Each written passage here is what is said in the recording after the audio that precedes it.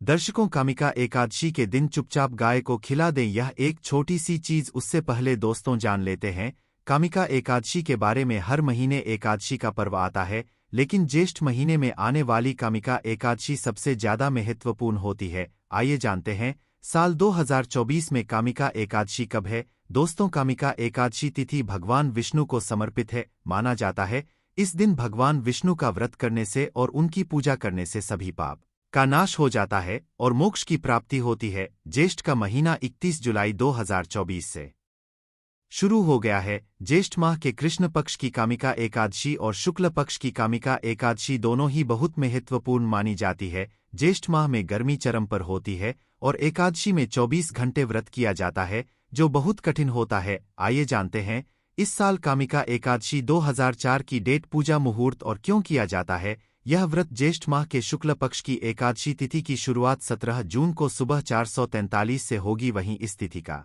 समापन 18 जून को सुबह 624 पर होगा। ऐसे में कामिका एकादशी व्रत 18 जून को किया जाएगा। इस कामिका एकादशी का क्या महत्व होता है। दोस्तों, अपार शब्द का अर्थ होता है असीमित, यानी कि कामिका एकादशी का व्रत करने वालों को असीमित सुख और धन की प्राप्ति होती है। इसी कारण इसे एकादशी कहा जाता है।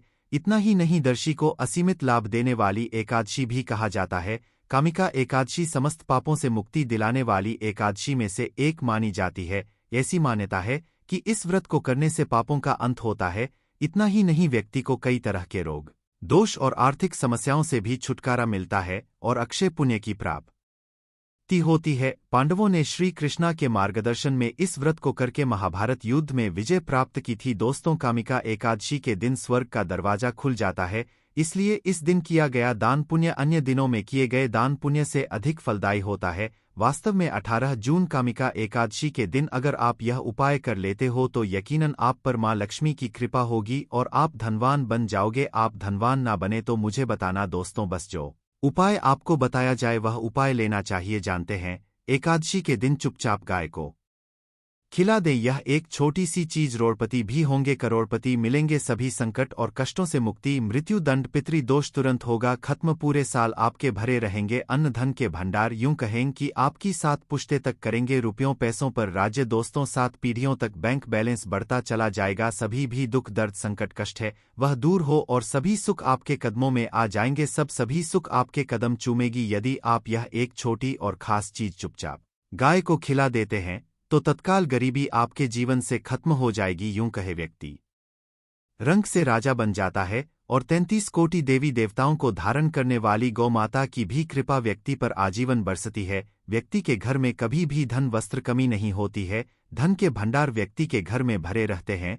व्यक्ति के जीवन से काल गरीबी खत्म हो जाती है। तो दोस्तों, कौन कौन से वे गाय से जुड़े खास और महत्वपूर्ण उपाय हैं जिन्हें यदि आप एकादशी के दिन कर लेते हैं तो दोस्तों यकीन मानिए आपके घर में अन्न धन के भंडार सदैव भरे रहेंगे। जो भी जीवन के दुख दर्द संकटग्रस्त है वह सभी दूर हो जाएं। इस वीडियो में हम आपको उसी खास और महत्वपूर्ण चीज के बारे में बताएंगे क्योंकि आपको एकादशी के दिन गाय को जरूर खिलानी है। तो दोस्तों, फायदे के लिए पूरा वीडियो देखना। यदि आज की इस वीडियो को अपने बीच में से देखा, काट कर देखा, तो यकीन मानिए जीवन में आपको कभी सफलता हासिल भी नहीं होगी, क्योंकि इस वीडियो में आपको कुछ ऐसे उपाय गाय से जुड़े बताने वाले हैं जिन्हें करने से आपके जीवन के जो भी दुख दर्द संकट है या कामयाबी होने में कोई बाधाएं आ रही सभी से छुटकारा मिलने वाला है। यूं कहें कि आपके जीवन में अपार धन सुख संपत्ति की प्राप्ति हो जाएगी। कभी भी धन से संबंधित परेशानी नहीं रहेगी। आर्थिक स्थिति आपकी प्रबल हो जाएगी। धन प्राप्ति के योग्य बन जाएंगे और जीवन में सदैव अनंत धन के भंडार आपके घर में भरे रहेंगे। अनंत धन वस्त्र कभी कमी नहीं होगी आपके घर में। तो दोस्तों, आज का वीडियो पूरा देखकर जाना। यदि आप चाहते हैं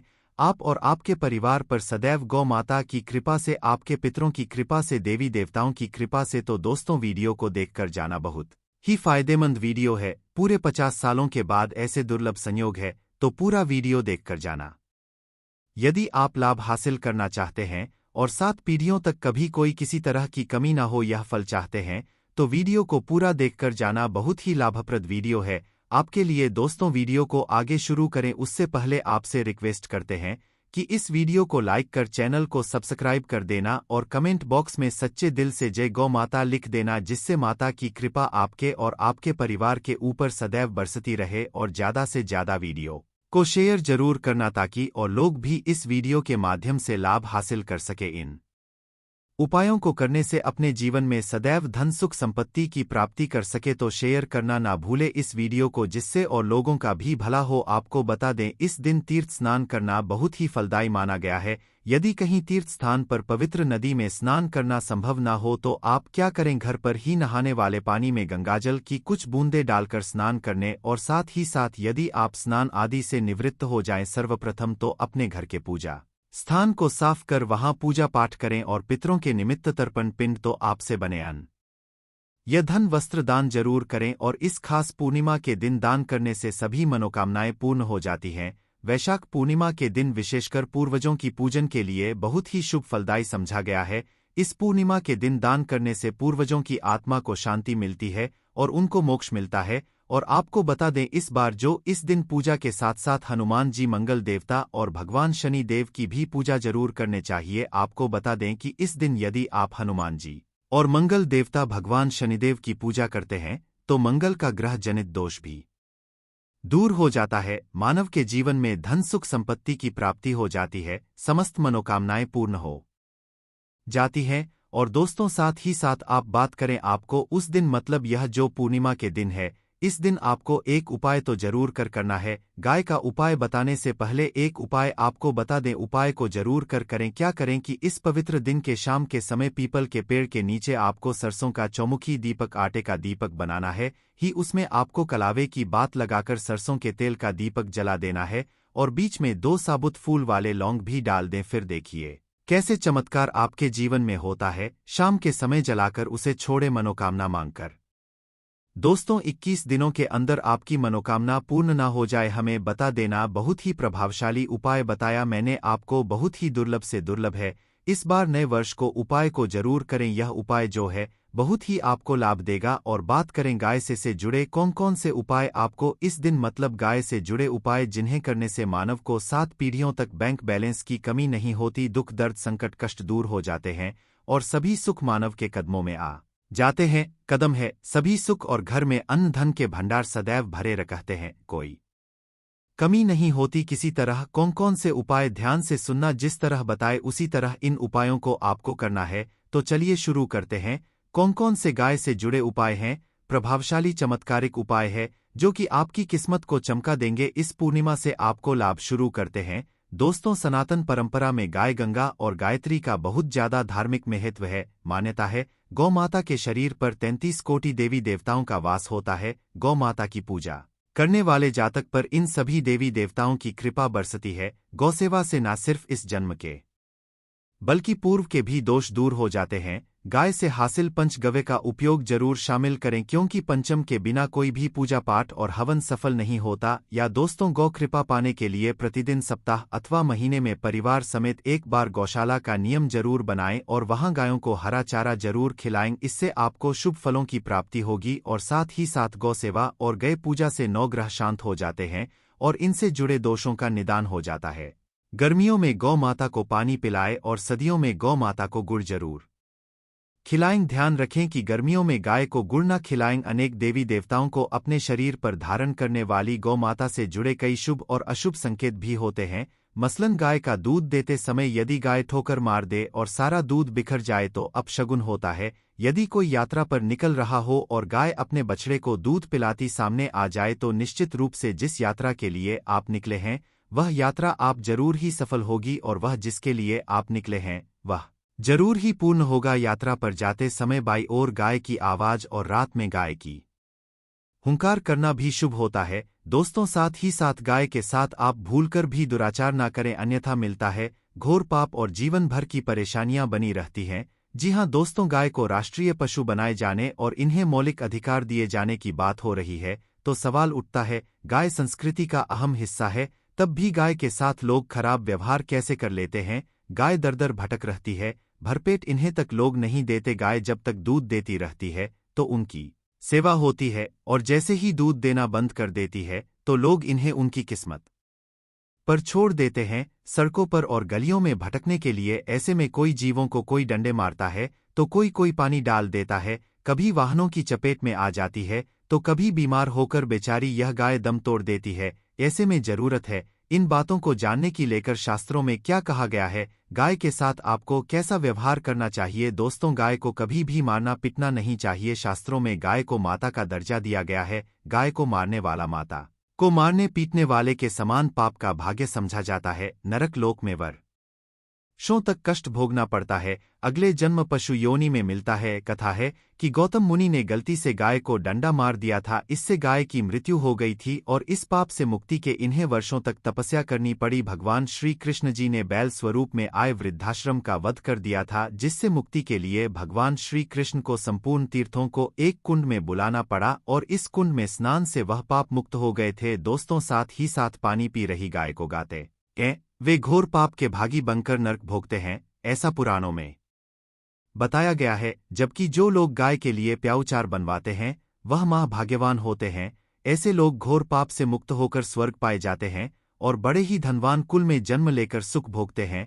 और साथ ही साथ आराम कर रही गाय को कष्ट देकर कभी भी उठाना नहीं चाहिए। कहते हैं कि जिस स्थान पर गाय बैठी है वहां से नकारात्मक ऊर्जा खत्म हो जाती है। गाय के बैठने की जगह को जो लोग नियमित साफ रखते हैं वह जन्म में किए गए जाने अनजाने में पाप मुक्ति हो जाती है और गोलोक में स्थान पाते हैं। गाय को डंडा मारकर उठाना, पानी डालकर उठाने से मनुष्य पाप का भागी बनता है और अगले जन्म में उसे दर दर भटकना पड़ता है। और साथ ही साथ शास्त्रों में बताया गया है कि गाय का दूध उसके बछड़े के लिए होता है। गाय के बछड़े से बचा हुआ दूध मनुष्य को चाहिए, परंतु कुछ लोग एक बार गाय को दूध लेने बाद फिर से बछड़े के लिए बचा हुआ दूध भी धो लेते। ऐसा करना घोर पाप कहा जाता है।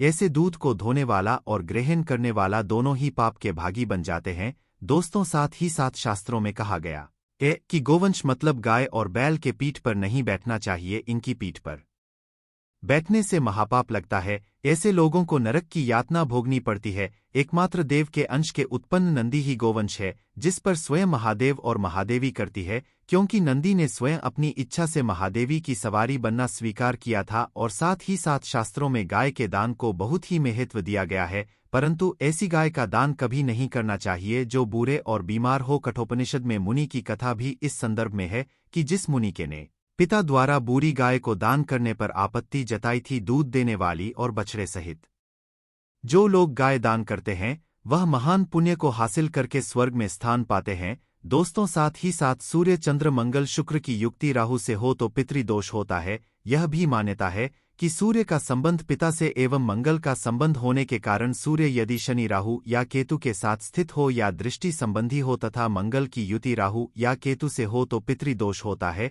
इस दोष से जीवन संघर्षमय बन जाता है। यदि पितृदोष हो तो गाय को प्रतिदिन या किसी भी पूर्णिमा दिन या किसी भी खास दिन पर रोटी गुड़ चारा खिलाने से पितृ दोष खत्म जाता है। साथ ही साथ गाय की पीठ पर जो कुबड़ बना होता है वह बृहस्पति गुरु है। आथा जन्मपत्री में यदि बृहस्पति अपनी नीच राशि मकर में हो या अशुभ शिवलिंग में जा रहे हो और सामने से गौ माता आती हुई दिखाई दे तो गौ माता को अपनी दाहिनी ओर जाने देना चाहिए। आपकी यात्रा जरूर ही सफल होगी और जिस घर में गाय होती है उसमें दोष स्वतः ही खत्म हो जाता है।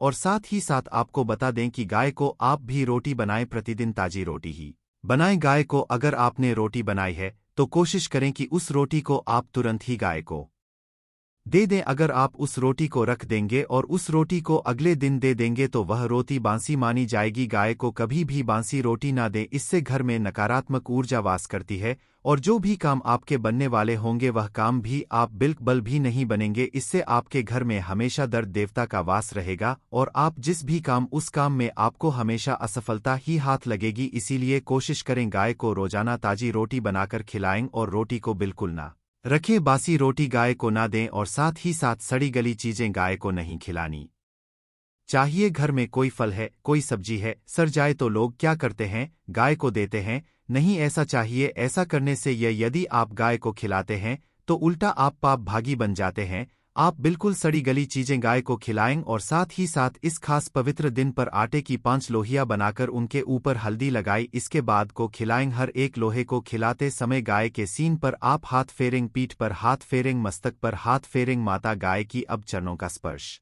करें। दो दोस्तों, ऐसा करने से आपके समस्त काम बनने लगेंगे। जो दुख का समय चल रहा है वह भी खत्म होगा। आपके जीवन में खुशियां ही खुशियां होंगी।